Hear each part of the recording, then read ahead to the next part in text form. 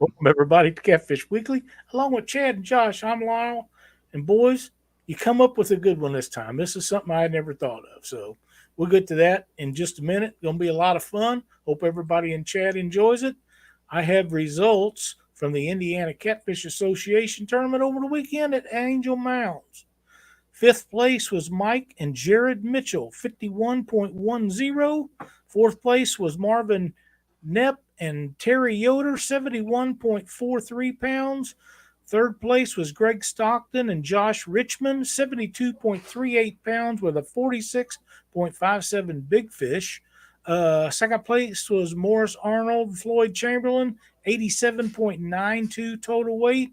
And first place was Don Elder and Chris Tram with an 88.12 pounds. And I think that is the week before's. Let me pull this back up here and check. Yes, it was. I run the wrong ones. Let's do this again. All right. Retake. Take two.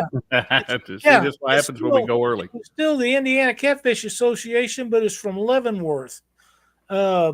Fifth place, Justin Browning and Tim Later Milk, 70.86 pounds. Fourth place was James Holcomb and my buddy Chuck Breedlove, 79.05 pounds. Third place was Corey Peterson and Jeff Mitchner, 83.41 pounds. Second place, Mary Jean Wood and Terry Holden, 87.29 pounds. And first place was Mike and Jared Mitchell and John Lands with 117.75 pounds. And they had a 69.64 pound big fish, and it was a blue cat. Awesome. Ohio River. That is very good place. Yeah, Leavenworth is one of the areas that on the Ohio River that has a lot of structure in it, and a lot of the net guys don't go up there because it tears up their equipment, which I find that very good. Yeah, we need more structure in my area. You just need more structure, don't you? That's fair point. Yeah, I'd keep him out of trouble. Well, he needs to stay out of trouble because, I heard him sing a while ago. Yeah, you were the one asking for an autograph. Well, I asked you to do it at the beginning of the show, and you chicken, Yeah, but Josh said his fingers were hurting already. He couldn't play no more, so. Whatever. Anyway, what do you think? Let's say hi to people in chat real quick. Let's do that. Then we can get on with what we got going. All righty. Bless you. Thank you. We got Mr. Avid Fisherman. We got Cat Life Outdoors. Josh, the Weekend Anglers, made it in. Glad to see him as always. He's a member. You can become a member too. Just click that little join button right down below. Yes, Support sir. Mr. Lyle and keep him busy building Krampus canes. We got Brian B. Catfishing's in the house. Creole Catfishing's made it in. John Wazorczyk. Yeah, that always turns me off. Valerie Irwin, Crappie Day Fish on. Dave Funk in the house. Mr. Maurice Cason, Mark Barnum, Big Rich Catfishing, Moonlight Fishing. Sunfish Assassins made it in tonight. Scroll down here. The lovely Miss Cindy Stokes has made it in. Mr. Bump and Mike Greenwell, Dam River Boys, member Mark from Catfishing Crappie. And I failed to mention that Brian B. Catfishing also a member. Thank you, buddy. Scroll down here a little bit more. Merrimack Cats, Dale Hayslip, David Smith, Fishing the Rut, Carolina Catsfish, Troy from Real and Virtual Outdoors. Pretty sure he was driving around a big rig today. I didn't get to tune in, but I thought I saw him. Silver Fox Fishing. Hopefully Sandy's is feeling a little bit better after her surgery. We got Don R. Matt from Wannabe Outdoors. Brad Bex. Scroll, make sure I haven't missed anybody. Annette Morgan. I missed Annette.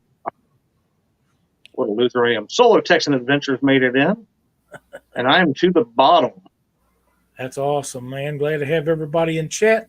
Makes us think more about it when you all are in here because we've come to know you from being in chat, and we expect you in here each and every week, and we're happy that you make it. So makes for a wonderful time for all of us. Chad, no Krampus cane talk.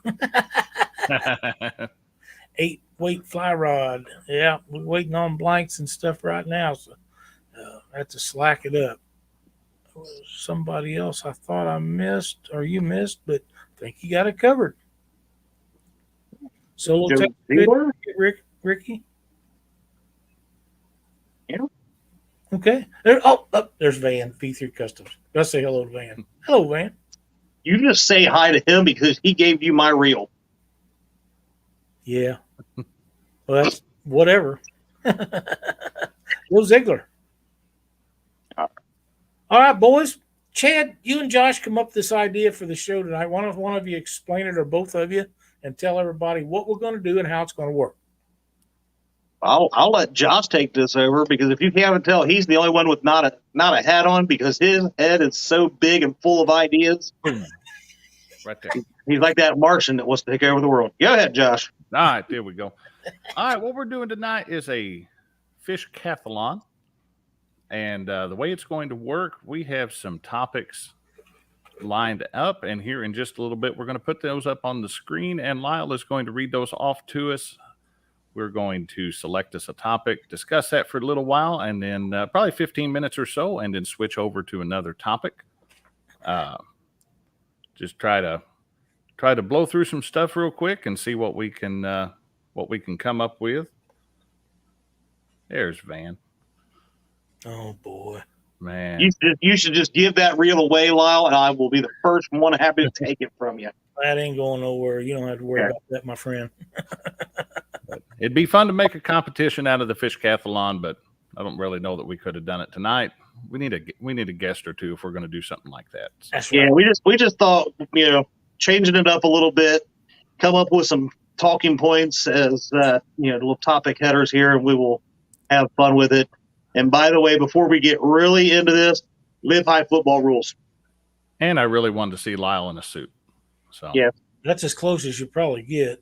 But we want to mention, while we're at this, that Mark will be fishing live after we're done on the Catfish and Crappie podcast. So you guys want to make sure you tune in to that when we're done here. Go check that out. Mark has a bucket full of sinkers, and he's ready to go. Is he walleye fishing? He might be. Okay. Just checking. I thought I saw him post a picture of him carrying a bucket of weights. So anyway. All right. So yeah, again, we got a little list. We'll pull these up here. We'll let Lyle pick the topic, and then we will discuss. Very good. Sound like a deal? Sounds like a plan to me. All righty. Here we go. Lyle, what would you like to choose first?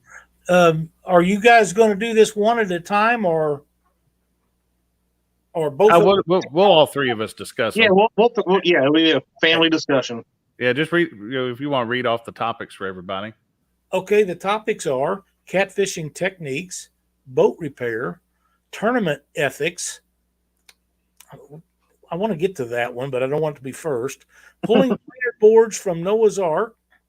That would be Chad's new boat name. Equipment maintenance, Kool-Aid chicken, and human response. Another one that I don't want to be first. 21st century fish finder technology, and catching and storing bait.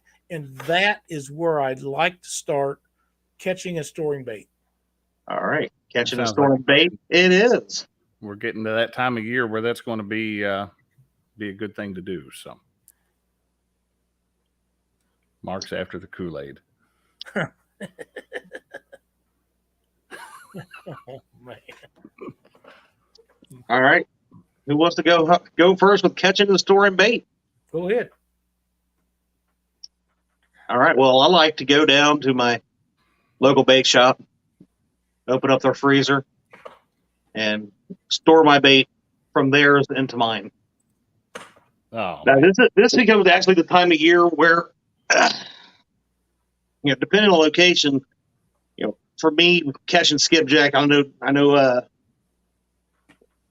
Josh will maybe speak to this a little bit about his weekend adventure, but you're trying to find and store up on as much skipjack as we can, because I will always take skipjack with me year round, but I will start transitioning even more into gizzard shad, and it starts becoming a little bit easier because they've been hatched, they're feeding, they're starting to get bigger. I'll start getting on those bigger gizzard shad here in the next month or so, where I think the bigger ones actually freeze pretty well if you treat them right. So for me though, it's typically some kind of bags of ice, or maybe making a ice, a salt ice mix, a brine to keep them in. That helps a little bit on some things, but trying to keep them cold. Because Chad can't fix a boat in live. Anyway, that's your boy. But yeah, normally a nice something really cold to freeze those fish and keep them from getting mushy before I can get them into a freezer bag to put them in the freezer for a while, because I will use shad more often than not during the winter time. Wait, Chad? Wintertime, as a general rule, in the rivers or lakes in our area, the colder it gets, the more you want shad for whatever reason. That's just their bait of choice.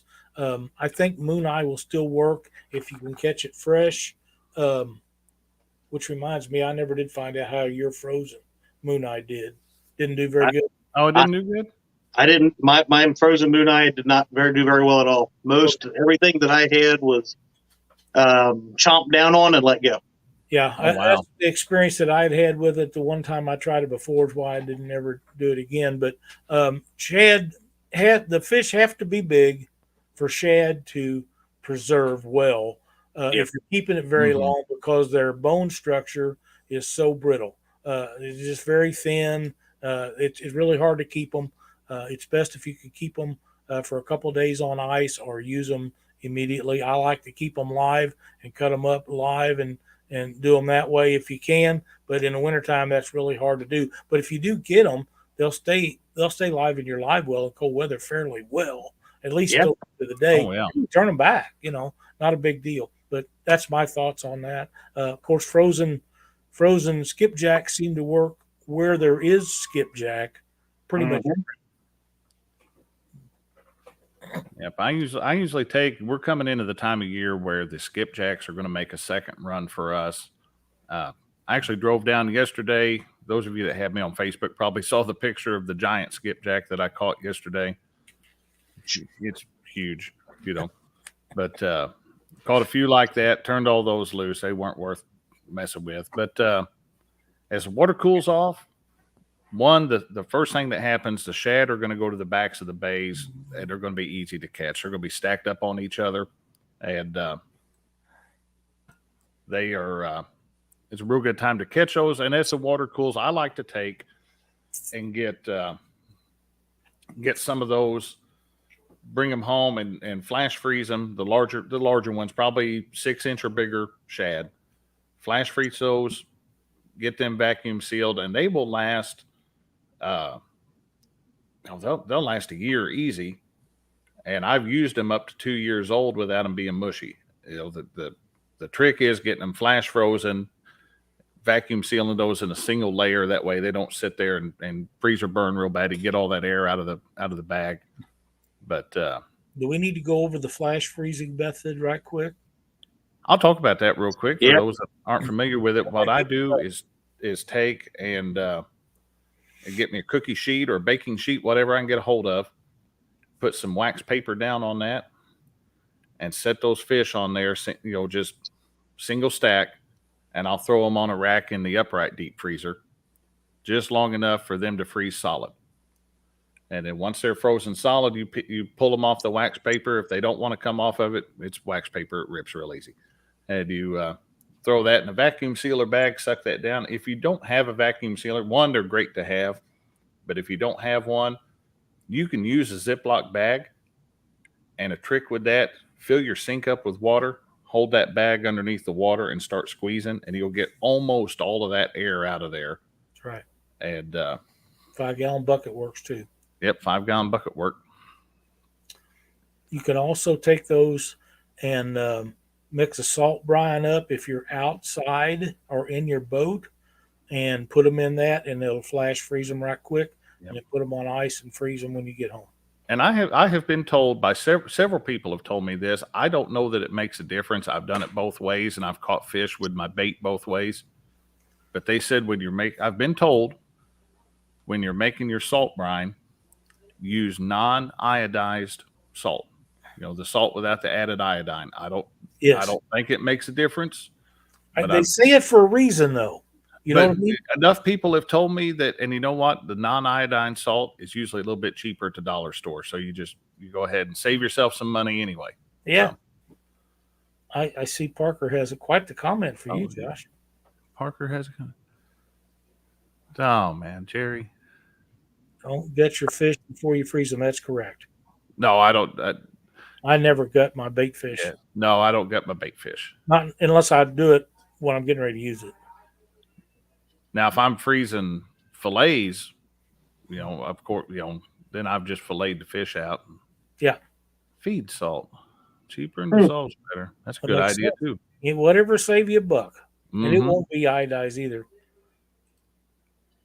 Ice cream salt. That's rock salt, I believe, isn't it? Yeah. Like Irvin says, rock salt. Yeah. Rock salt. Okay.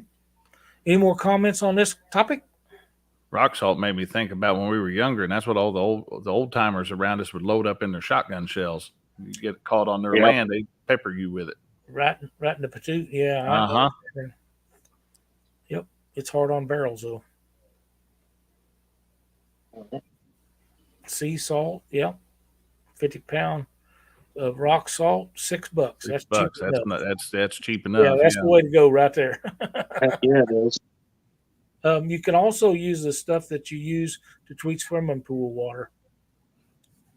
The salt that you put in for pools and soft water softeners. That'll also work. Huh. Really? That's not that cheap. I like cheap. Yeah, I ended up.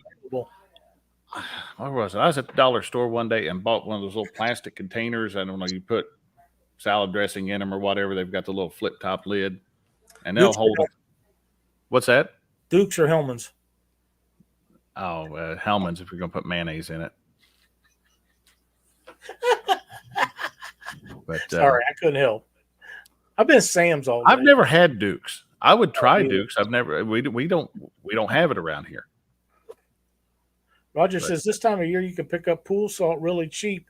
It's great for bait tanks and salt brine. Yeah, I was in Menards today, and they had all their pool stuff on clearance. So, do you really like Menards?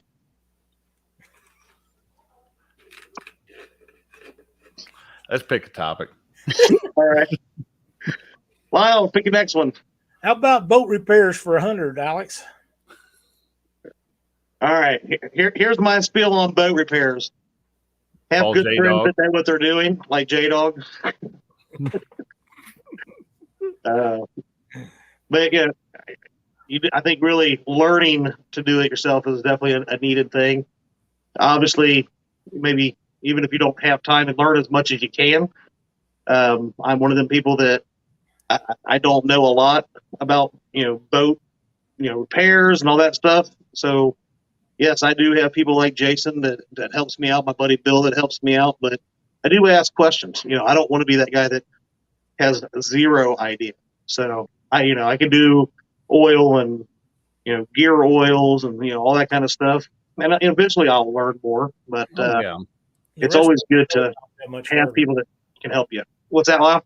The rest of it's really not that much harder until you get into the real technical stuff. Yeah. You're not going to do that. We're going to tell you not to do that. You end up with spare parts. Otherwise, take it to a boat and have a reputable boat mechanic. You gotta have a boat mechanic that you can trust for one. There's a lot of fly by night ones out there. There is. Some good ones. Ask around and look at the ones that have been in business for a long time. It's not hard to pick out the ones that they're probably going to do you right. Know your limitations. Yep. Know when it's time to take it to a mechanic and let them. Yeah, no wins, they win. But what is the trick to know when you're over your head? Yeah. That's just a that's acquired by time. That's right. You get to that point. G Style has a good one, says have extra boat plugs. I've got about 4 in my boat. They're stashed all over the place. Says the man that walks underneath James Dockery's. That's the pot calling. That's a rat calling the possum along those son of a gun right there. The only person I know can walk between James Dockery's legs and never touch his head, and he tells me I'm short. Wow. Creole's got a good point. So there's a huge difference between a mechanic and a parts changer. That's very true. A mechanic. I hate throwing parts at problems. Yeah, I do too. You got to be able to decide what caused the issue to start with and fix it. If it's old age, that's one thing. But if it's something breaking down under heat and it's only time it breaks down is when it warms up, that's something else altogether. Or if it's something that's got bad wiring or, whatever, you got to figure out what caused the problem before you can actually fix it. And you can get in, your 70s and 80s Mercury's had wiring issues. They've all by now, most of them have presented that problem. The insulation likes to flake off on the wires. You'll find it when you're underneath there. Your wires should be flexible and not cracking with insulation. If it's starting to crack on the insulation, it's time to replace that because it'll break, and it will break at the worst possible time when you're out on the water. That's correct. But oh man, Freddie said Lyle's looking sharp tonight. Chad and Josh, not so much. Man. Well, he's such a hater. Sunday go to meeting shirt on. Bought a bunch of new shirts today. I'll be wearing those, sporting them up here in the next few shows. Can't wait for that. All right. Are we done with that topic? Nope. Well, seems you like both clicked it. I don't know. I mean, we was talking about boat repair. What maybe for you guys, what are some, I think we've talked about this a little while, a couple of shows ago where we was talking about, changing, keeping your oil changed and your lower end unit, we got nice and greased up. Anything else boat repair wise? The number one thing that I think grease your hubs is grease your hubs every year. Yep. Number one. I don't know how you got away. You're a lucky man. Yeah, I don't know how you've done it as long as you have. Yeah, I know guys that do it every year and still have problems, but they travel a lot, But you've traveled a lot. Chad travels a lot. Chad puts a lot of miles on that boat trailer. It's lasted that long because if that had been me, I changed bearings in mine, not this year, but last year. And we didn't go that much the year before on account of COVID. But I had pits on a couple of bearings. And if I got pits in one, I'm putting them all new in. Oh, yeah. And bearings are cheap. Bearings are a whole lot cheaper. Braces come with them. It's not a big deal to change them. It's time consuming. Now, if you have never done it like Chad, it'd be a little more of a challenge. But if he had somebody there that has done it before, show him one time he'd be able to do it because it's not hard. Getting them packed and making sure the grease is in the bearings, not just on the outside of them, is the big ticket to that. Yeah. Cat Life's got a good point. Grease them at the end of the season, remove the water, not the beginning. And that's, a lot of us use our boats year round. I'll hit mine I do mine before winter. I'll hit mine. And then sometime, usually around the summertime when it's way too hot to be doing it is when I end up doing them. But yeah. Parker, what are you talking about? Who puts their boats up for wintertime? I'm just wanting to know where Parker's putting Staybill in that kayak of his, because that's the only boat that I know he has. I have a thought about that, but I was going to say I've got a thought where he's sticking some Staybill too, but we're not going. This is a family-oriented show.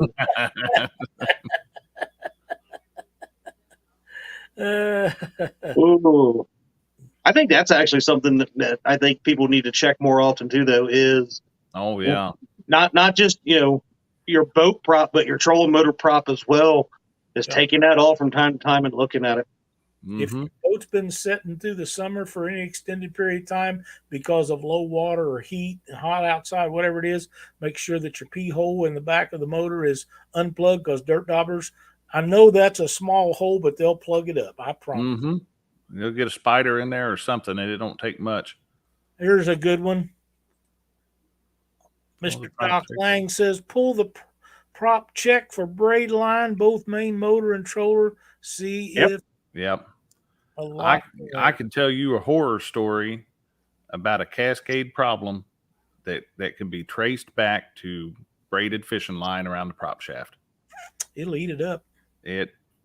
Christina and I were down behind Kentucky Dam. We had at some point gotten fishing line wrapped around the prop. Thought we got it all out. Didn't think nothing of it. Didn't pull the prop. It's on me. A few trips later, lower unit goes out in that boat because that fishing line had cut the shaft seal, let water in. Lower unit goes out. I had a lower unit sitting here, changed the lower unit out, and was probably trying to do it a little too quickly because we wanted to go back out on the water that night. Didn't get the water pump quite right on it. Ended up burning up the power head. You know, it can all be traced back to back behind Kentucky Dam. Okay. That's where the where everything washes up, right? Yeah. Everything washes behind the dam. Everything goes back there. It either goes there or it goes through where they lock you through and then going to the next dam eventually. And there's a lot of broke off fishing line behind Kentucky Dam anyway, because there's got a lot of guys snag for spoonbill back there and break off. Yeah. We've broken off probably thousands of yards of line out there on that stuff. Easy. Yeah. You'd be amazed how much line of all sorts is underneath the water. So going through shallow creeks and stuff like that as well. That's why I'm saying your trolling motor. Check it from time to time because there's likely line wrapped around up inside there. So check and make sure nothing got up there. That's that happens up at Mendota too with that nasty grass up there. It gets all wrapped up.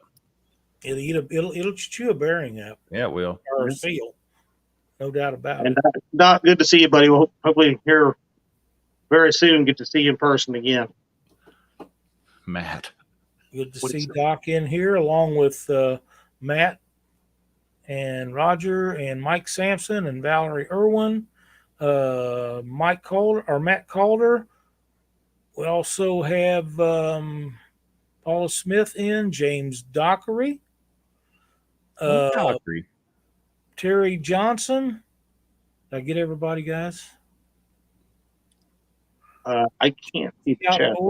I think I got most of them. If not, we'll catch you on the next Matt Calder, Michael Malott. Malott, sorry. Okay. Sonny Catnabber Parker. Hope you're doing better, my friend. We got about 90 people in here tonight. Let's see. Very nice. All right, let's pick another topic here, Lyle. We got one in here real quick. We got what is needed to winterize a Mercury 4-stroke. Solo Texan Adventures asks that. I don't have a video on that. I still run 2-stroke motors on everything, and I'll run them until I can't get a 2-stroke motor again. But I believe Mark from Catfish and Crappie has a video on service about changing oil and everything in his 4-stroke Mercury, and that would be who I would defer to on that one. Yeah, it's a great video. It's easy to find. Go check it out.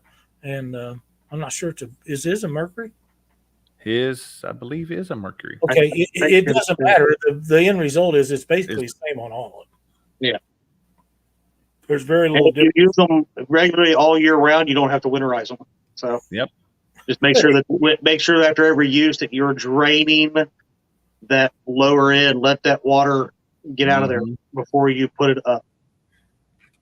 And that actually, even if it's in the upper 30s, low 40s, when you really should try to get every bit of water out, because as you're driving, that wind chill gets a little bit colder than what the air temperature is. So keep that in mind. Yep, and be careful if you're launching and the water's frozen at where you're launching at. It can cause problems. What's that stuff you put on to keep the rain from Rain-X? Put some of that on your windshield. It'll help that ice. Mm-hmm. Welcome Northeast Kansas fishermen. Let's see. Let's go with 21st century fish finding technology.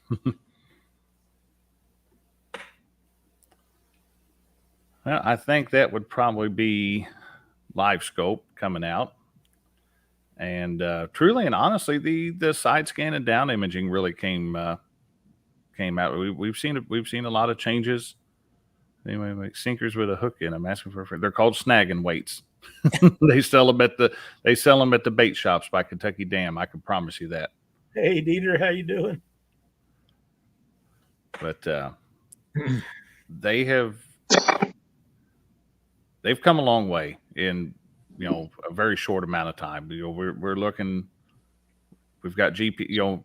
They started coming out with GPSs, and the next thing you had was your mapping cards, and then we've got every one of us has fish finders full of waypoints that we won't share with anyone. But no, I hate to. I mean, I would. I've showed some of them to Doc and stuff, but years ago. But he showed me how to save them from one fish finder to another. Mm-hmm. And, I didn't know how, and he did. But I've got waypoints that are probably 15 years old, maybe older, saved, and they still work today. Mm-hmm. So Chad's got that big fancy fish finder. Yeah, it's as big as my monitor for my computer. You need a bigger computer monitor. Yeah. Well, it's 15 inch. No, I think mine's 17. Oh, I've got twin 32s sitting here, so I want a 36 or a 40, but I mean, I'd rather buy fishing equipment. Doc says he still drains the motor every time. He can tell if he's from the north. It is good to see Doc in here tonight. It is. It is really good to see Doc in here tonight. It is. I'm glad that he's got internet good enough he can come in. I remember when he didn't have. I mean, you just look. I mean, just in the last decade, how far everything has come. When it comes to electronics, you had back in the early 1700s when Lyle first started out there and his chiseled out canoe boat that he used to. It's called a dugout. It's called a dugout. A dugout. Yeah, okay. Yeah, but no, I mean, you told or said it on the nose. You got live imaging or the what's that? Live scope, the Mega 360. Side scan. Period. It's a huge game changer. Being able to see down scan, the different stuff on down scan, whether it be the structure or even the depth. Being able to see depth changes. Everybody say, "Oh, read the bank, this and that." Read different different things to figure out that stuff, right? Or in Lyle's case, they were dropping stones down and waiting to see how long it hit, and then they do it in another spot, and they would know it was a bit deeper. Huh? You never done that? No. Huh. I ain't got to do that anymore. Okay. But it is. It's a game changer nowadays. It really helps you to understand what the bottom's actually doing nowadays. So a lot more detail. Side scan has been the biggest changer in depth finding technology, and it's not that I have anything against live scope. I really don't care if people got it or not. I'm just sick to death of hearing about it. It doesn't matter what show you go on; they don't want to talk about nothing else. And I could give a rat's ass about it, to be quite honest. So I don't need to hear any more about it. If you guys want to do it, start a show up and call it Live Scope Inc. and go from there. So the rest of us know not to go in there that don't want to hear about it, because it's ridiculous to talk about that on every show. Wow. Hey, Josh, just so you know, he was never this fired up about this before me and Mark and I started telling him how much better Garmin is than Humminbird. Oh, boy. And ever since he has had a hatred for anything Garmin, and that is his focus point is the live scope. I'm just calling him out right here, right now. In chat, people are agreeing with me. But yeah, I see one person. No, there's more than one. Let's see. But you know, yeah, I see one, Lyle. I see. I guess it was the same when they come out with down imaging and side imaging, but side imaging is such a game changer. And I know live scope works great too, but I don't think it works as good with the catfishing bunch as it does crappie and pan size fish.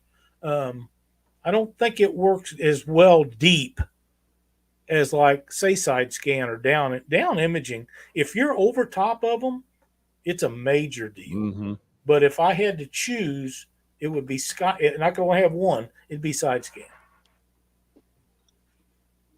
I just want everybody to notate that Uncle Lou is always right, and he is a Garmin. I've known Lou Reed a long time. I'm not going to go so far as say he is always right. He has a high percentage of right. He knows the stuff with agreeing with me that Garmin for life. We'll go throw some signs. And I will never say that Garmin is even reasonably close to a bird on anything. They're the best. Let's see. So a mess. And Steve Ranson is right. The price for all that stuff, no matter what brand it is ridiculous. Yeah, everything's pretty expensive. Yeah. I mean, don't get me wrong. If somebody was going to give me one for free, I'd take it. So. Oh yeah, I'd take it. That's what happened with Steve Colander.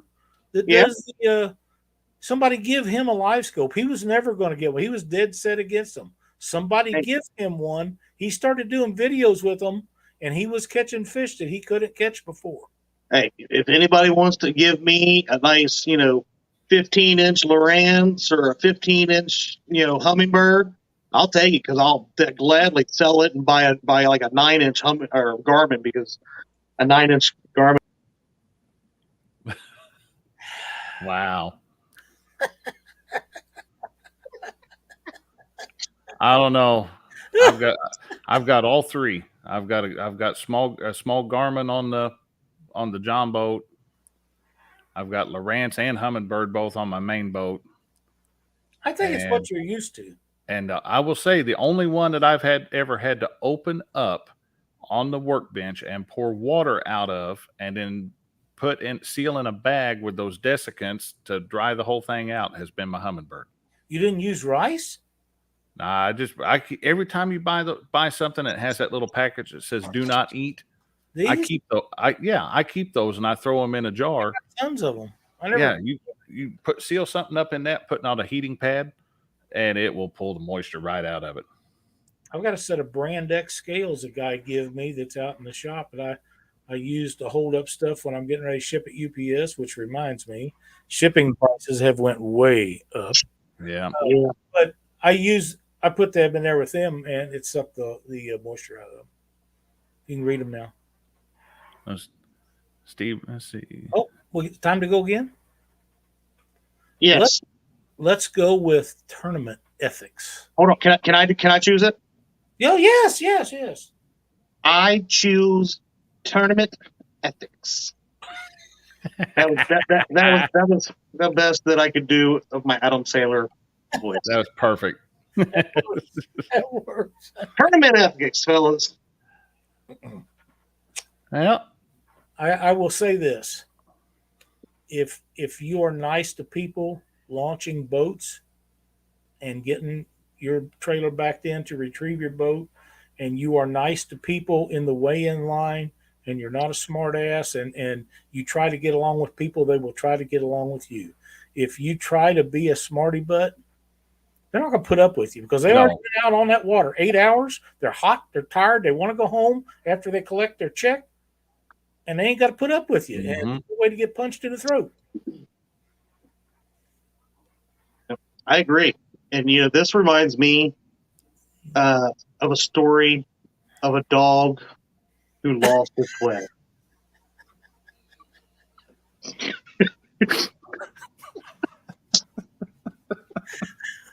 Oh, awesome. Oh, but no, seriously, tournament ethics, man. Yeah, everybody knows that. I mean, it's the pink elephant right now, the freaking walleye thing that happened. But it's happened many times before. It happens more than people realize, probably, unfortunately. Mhm.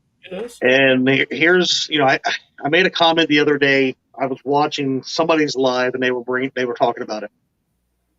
Just like us right here on YouTube, if you are one, a tournament angler, and if you are two, a sponsored tournament angler, you are an ambassador of the sport. Mhm. That's right. And just like what you were saying just a second ago, we need to, we joke and, do different stuff, and we make fun of each other, harass each other a little bit. But at the end of the day, when it comes to fishing, it's no different than throwing fish, launching them out of your boat and right. doing TikToks, with it and stuff. Yeah. Because you own a rod brand and you think you are the greatest thing since sliced bread. I don't care. That, to me, that is not sportsmanlike to the fish. It's Shoving not. ice down their throat, holding them in cages underwater. Well, this fish is going to die. Have some ethics. Yeah, that's exactly. Why would you do that? Fish may or may not have won you money. It did give you the pleasure of reeling it in. Yeah. So why would you do anything detrimental to them? That's one of the things that I have, and Dieter and I have talked about this a lot, throwing fish in the water. I lay my fish in the water. I got enough respect for them for letting me catch them and them staying alive long enough that I can release them. I don't want to do anything to hurt them. When they belly flop, they've never had that happen before. They don't know what that feeling is because they got little bitty pea brains.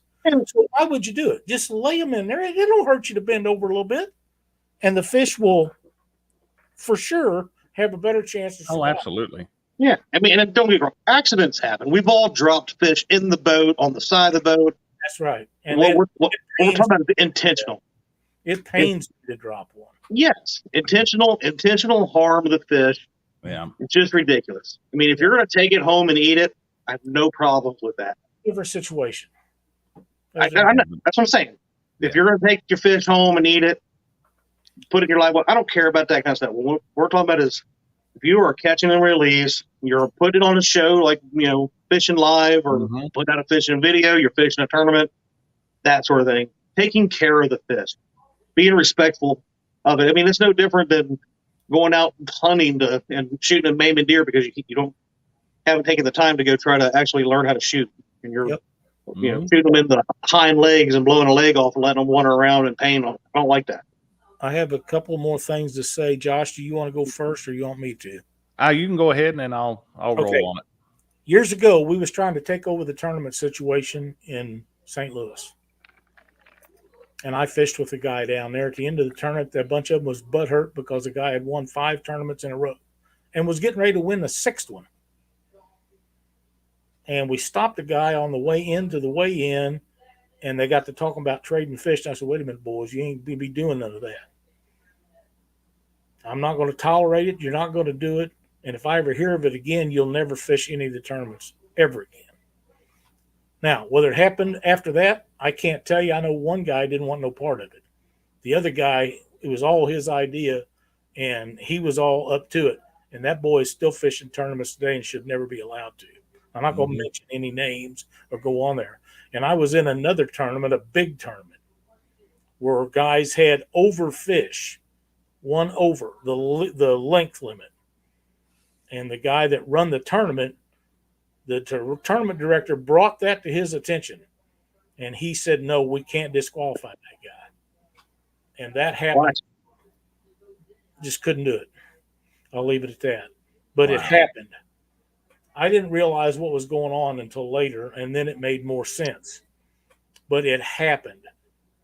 And people wonder why it's so hard to get people to run tournaments, and then why I say the people that's trying to do the big thing in tournaments now are doing it for the wrong reasons.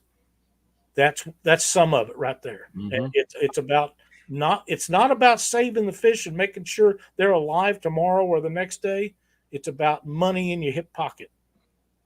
And I can't be a part of stuff like that. Can't do it. Yeah. We have too many people weigh big fish with grips, weights. Way the big ones in a net or cradle. I agree. Yeah. I think all tournament directors should have big nets or big cradles to put the big fish in. Yep. Yep. Well, even on YouTube now, we have a lot of tournaments going on, right? Weighing fish. No fish is used to being hung by their jaw. But the bigger fish, when you start talking getting up into the upper teens, 20, 30, 40 pounds, that is a lot of pressure on their jaws. And I would 100% agree, net or even a weigh sling to weigh them. You got to remember that fish is neutrally buoyant. That fish can go up, he can go down, he can hang out, he can suspend. He's used to floating. He's not used to having pressure points on his body. And and I'm guilty of that too. I guarantee that I'm guilty of weighing a fish from the grippers that was probably too big to be weighed from the grippers. But I still do it sometimes. It's not something I'm proud of, but it's something that I'm man enough to admit that I've done it, and we've all done it. We all have, and probably some of us do it again. And we probably will. But no, getting kind of back to tournament ethics.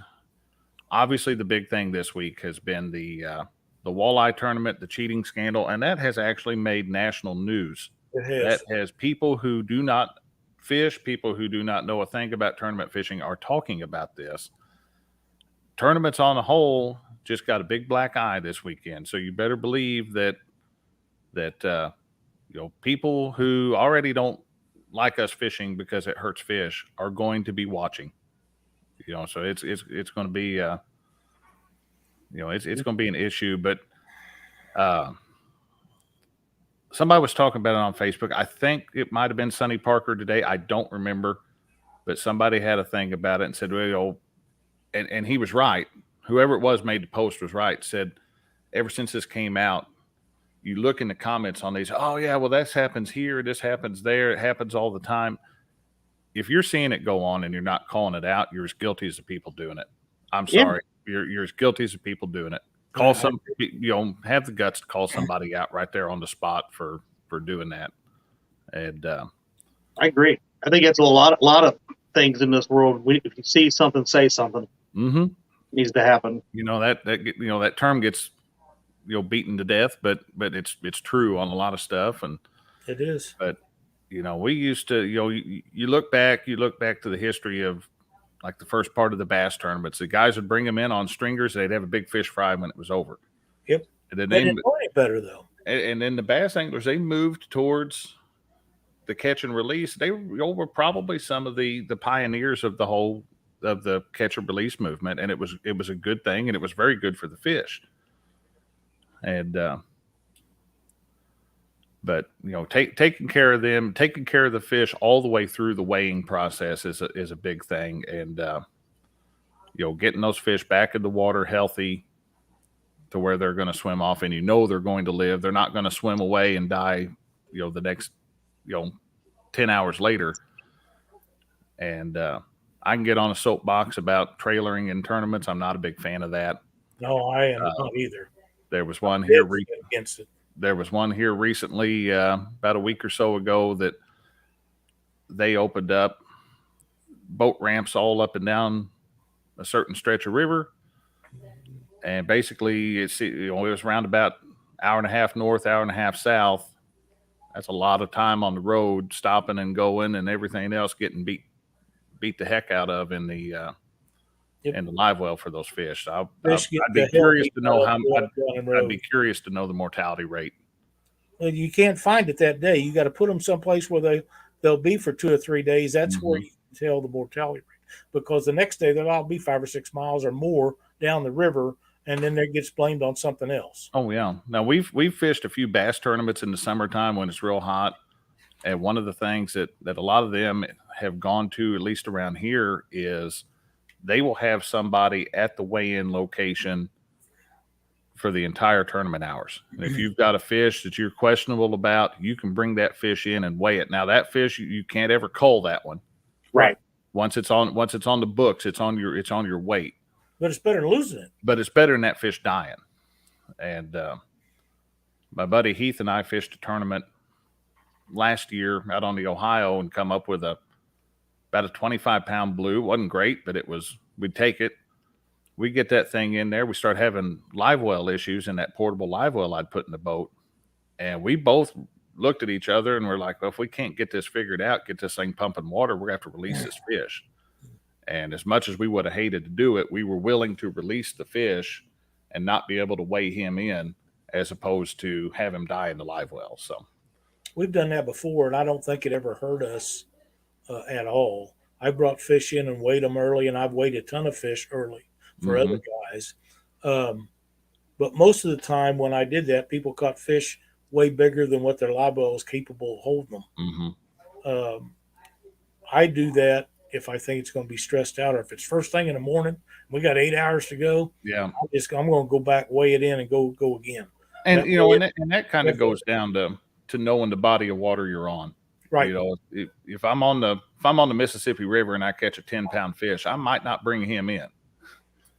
But if I'm on the Mississippi River and I catch an 80-pounder, the odds of me calling an 80-pounder is very low.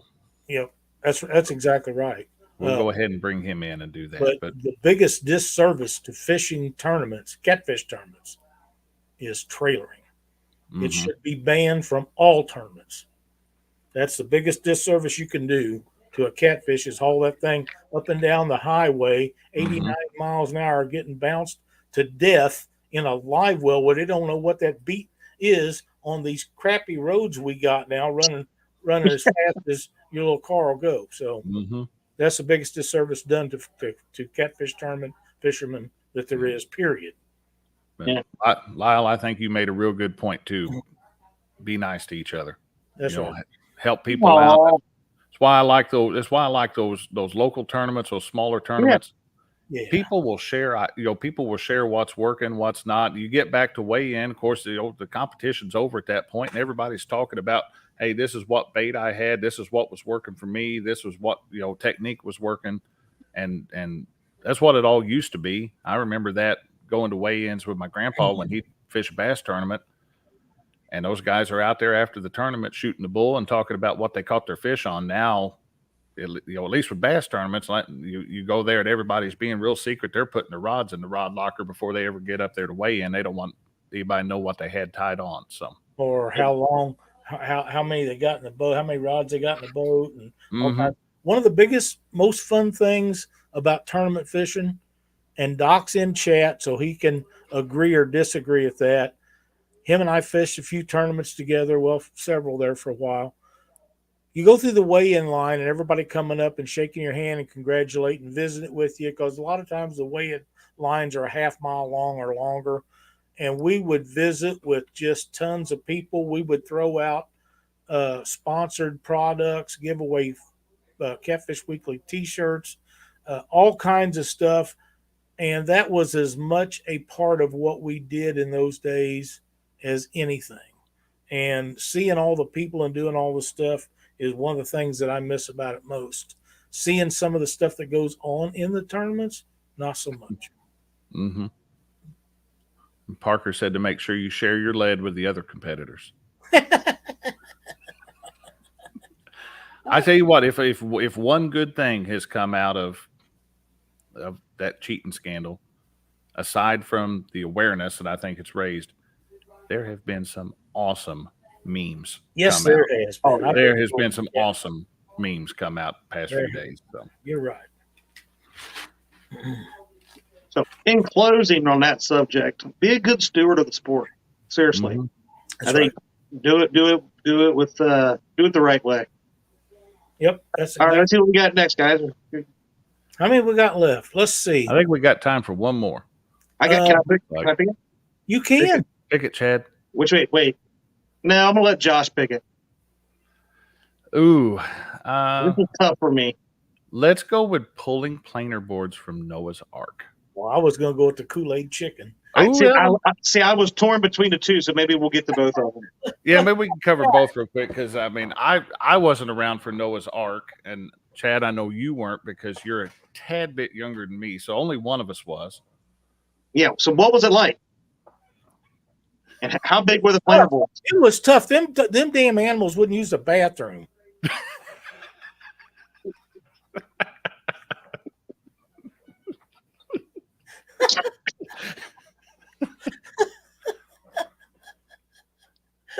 You only had to put out 2 boards. There's only 2 catfish. That wasn't the issue. There was plenty of water. Real quick, so we don't have to post this one more time in chat. Mark from Catfish and Crappie will be live right after this. Right after we did. And he will be live fishing. Thank you. All right, pulling boards from Noah's Ark.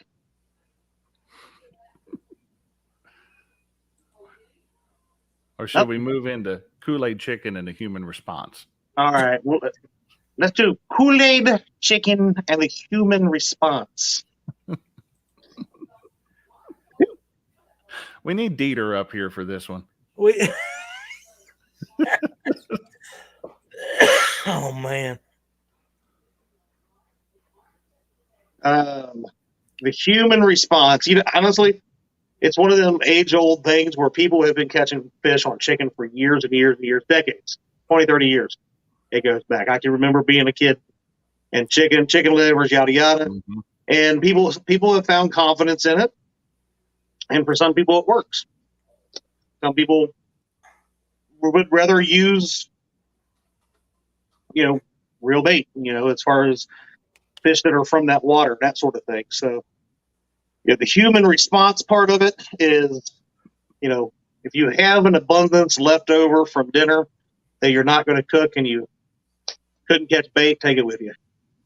That's my spiel. What's your? No, so I missed it. Here, we'll go back to we'll read it again in Kool-Aid chicken. Yeah. And the human response is what we're talking about. I was trying to find the quote from the principal for you, Chad. I was going to tell you that in your rambling, you weren't even close to anything that could be considered a rational thought. Everyone in this chat is now dumber for having listened to that.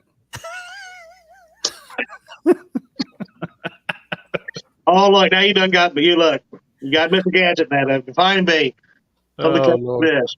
I meant real bait as in, bluegill and shad and stuff that's found naturally in the water. Natural forage. Natural forage. I will not say that chicken or Kool-Aid chicken does not catch fish from time to time. Or I've caught fish on it. Is it my go-to bait? No. Do I take it with me every time? No. Will I take it with me if I think it's going to, if it's going to matter? Yeah, there'll probably be some chicken in the boat. But yep.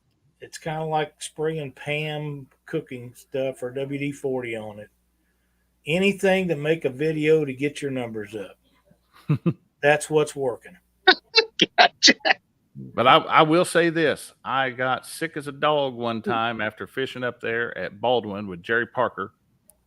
And I blamed it on the chicken strips that Caitlin and I had gotten at Casey's on the way home.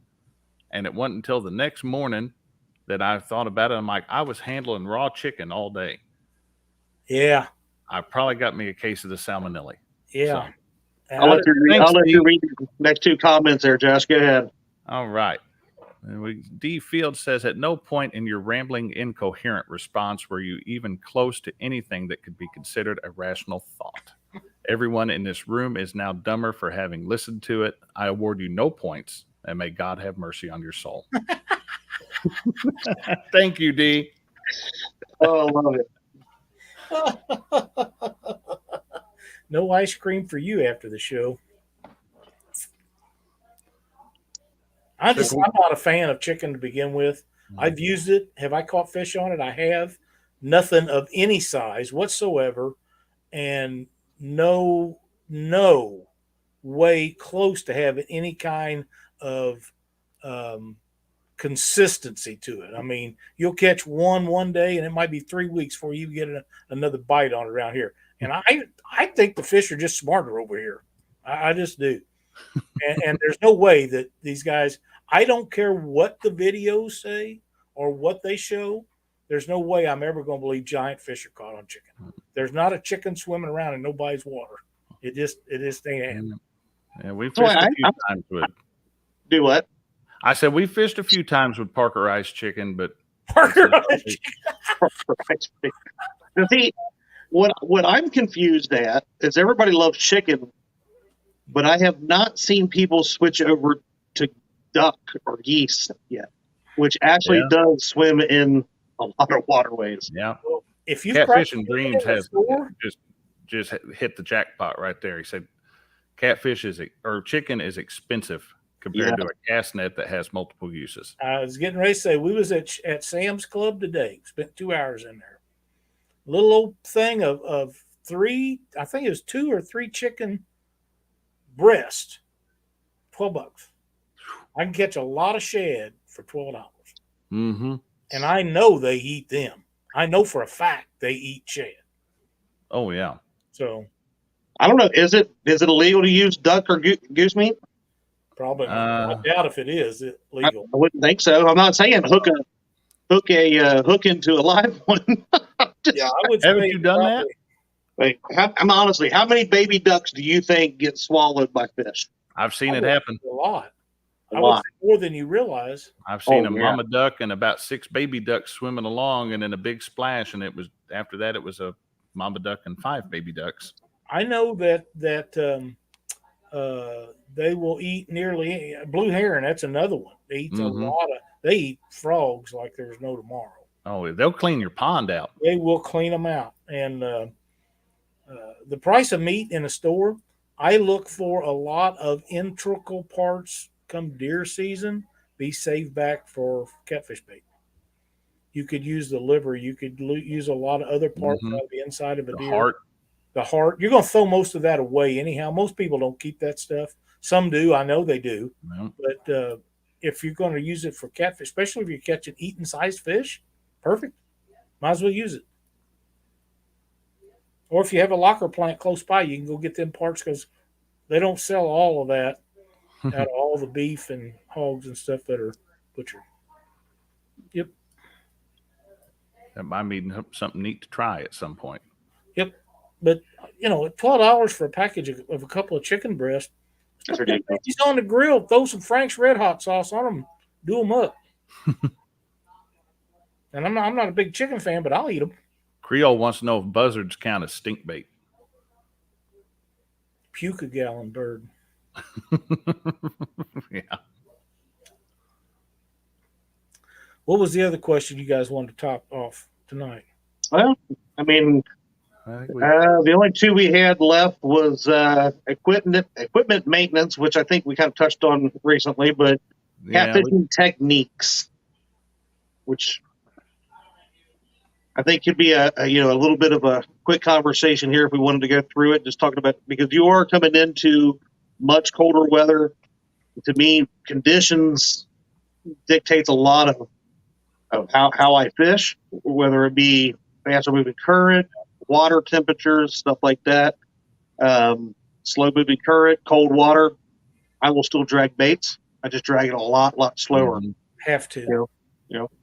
Current speed plays a lot for me.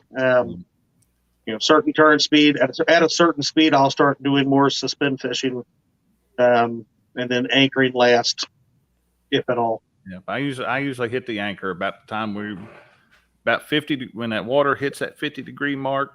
The anchor's coming out. Ain't feeding a dang fish my deer heart liver to shoot the fish.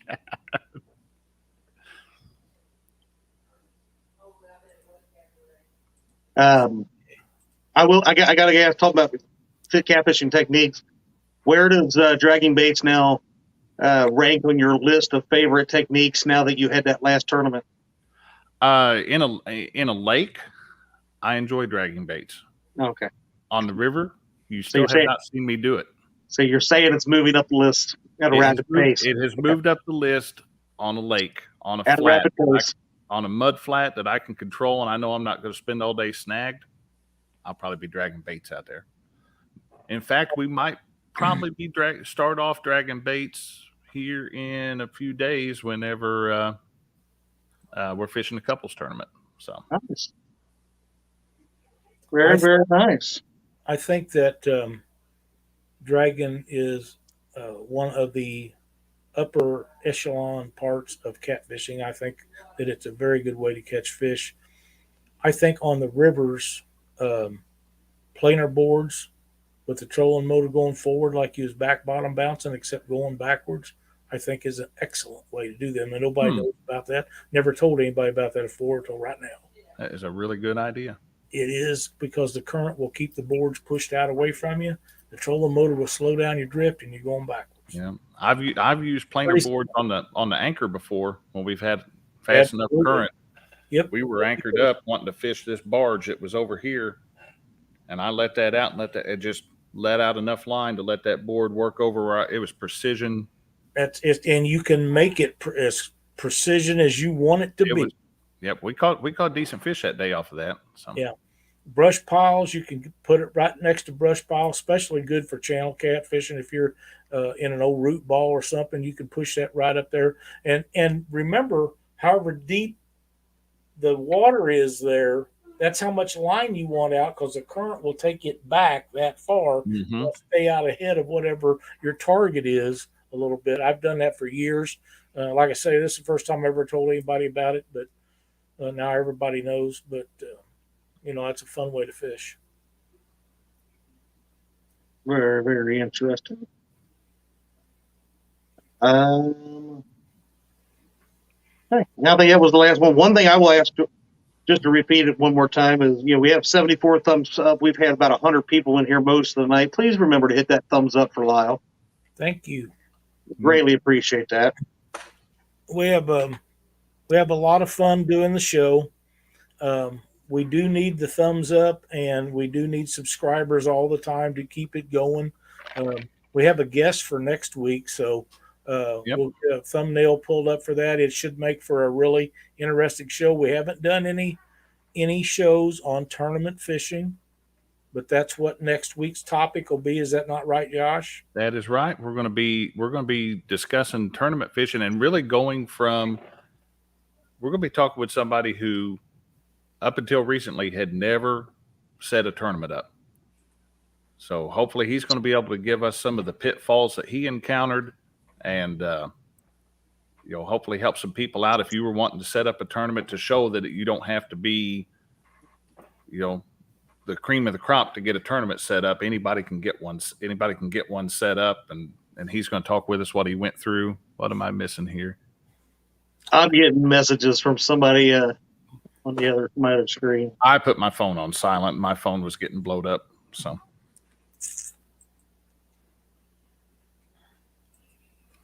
but it'll be a fun show next week.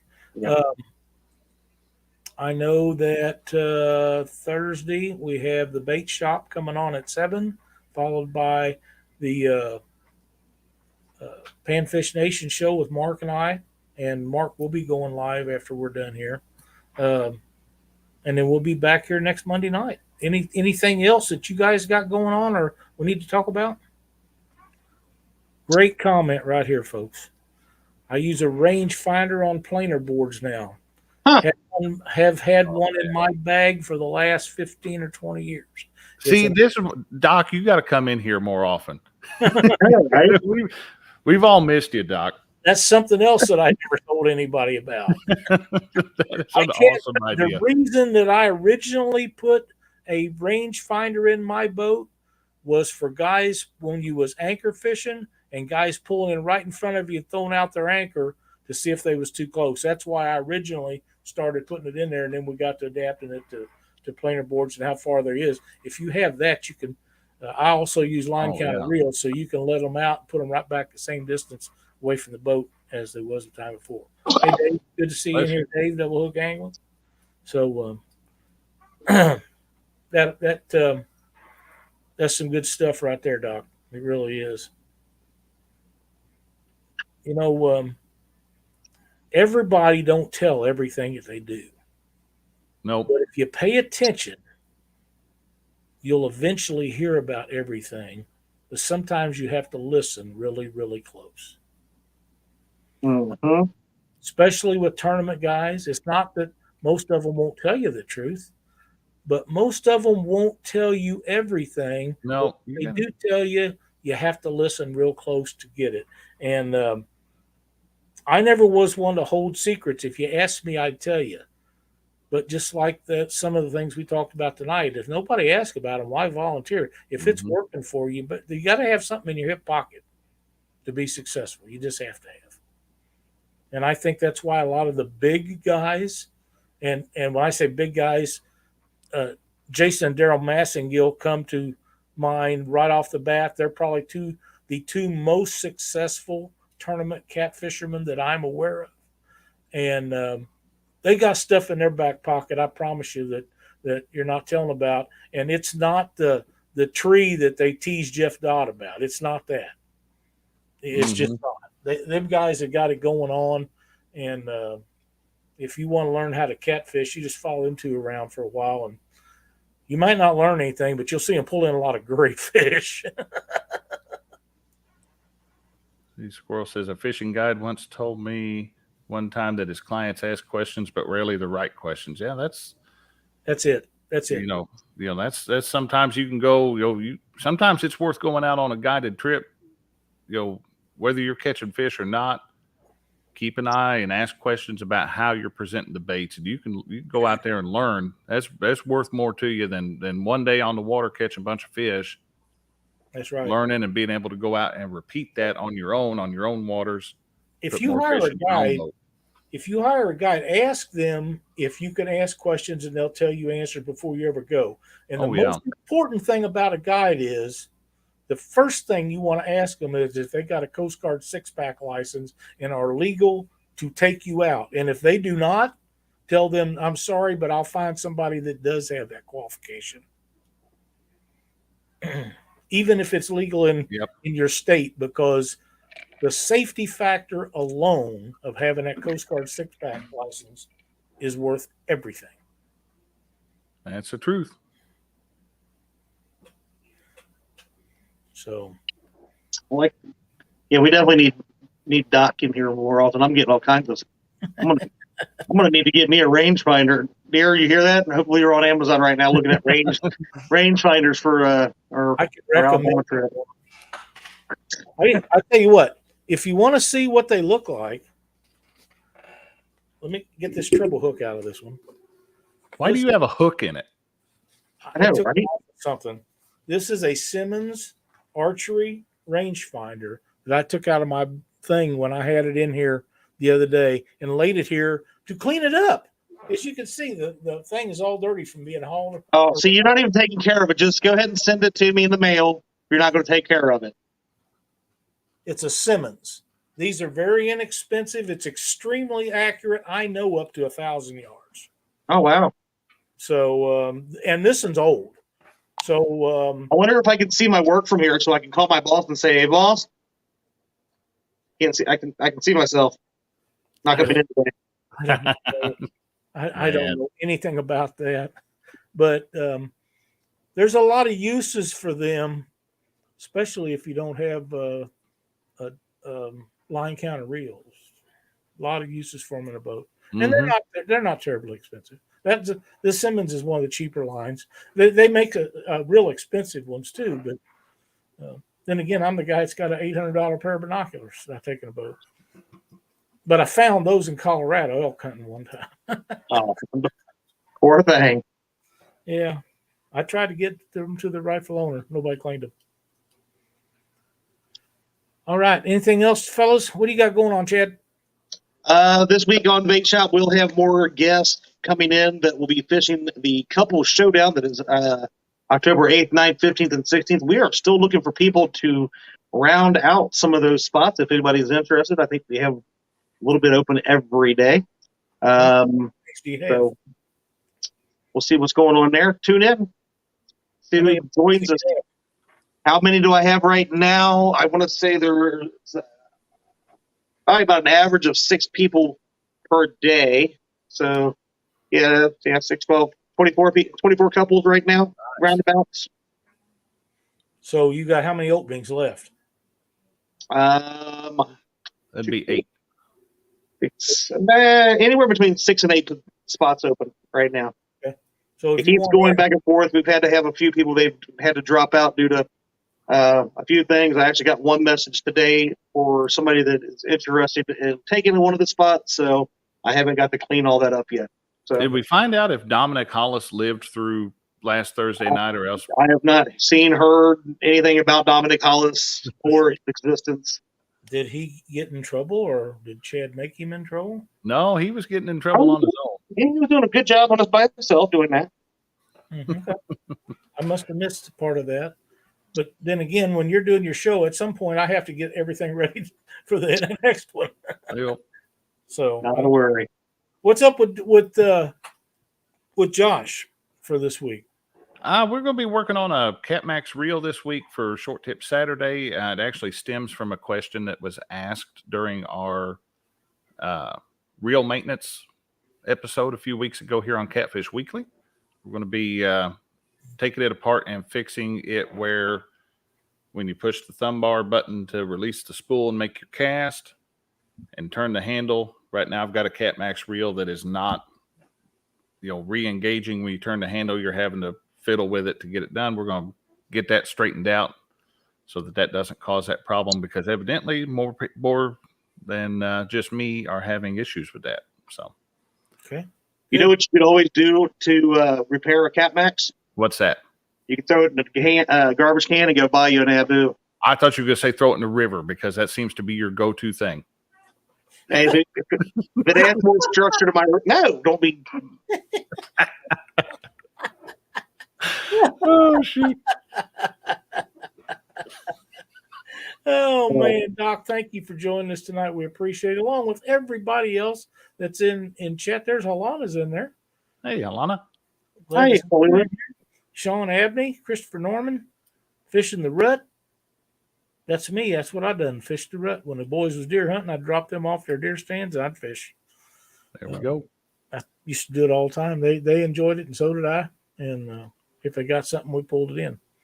Worked out well for me. Thanks, everybody, for watching tonight. We're glad to see you in here. Be sure to tune in and watch some catfish and crappie with Mark. He's coming on next. Have a great week.